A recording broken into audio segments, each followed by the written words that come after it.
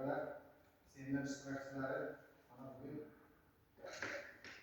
navbatdagi seminar tashkil qilinmoqda.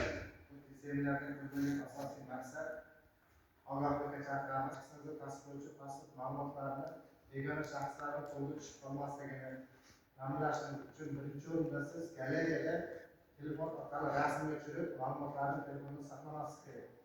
Plastik kartani, pasport ma'lumotlarini, guvohnomani umuman olganda mana shu Google orqali har xil saytlar, keyin APK fayllar kelyapti. Mana shu fayllar orqali ma'lumotlar o'g'irlanishi, plastik kartalarni ular yo'qolib qolish holatlari duch kelyapti. Mana bugun ertalab shu holatga duch keldik. Bitta fuqaro kelyapti.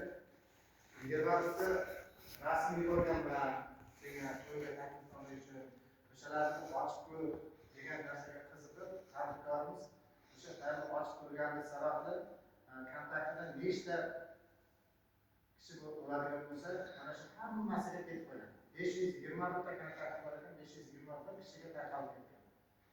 Ularning orasida markazida xodimlar bo'lgan, uning YouTube tomoni shunda bo'lgan. Shuning uchun u jiyan bo'lganligi sababli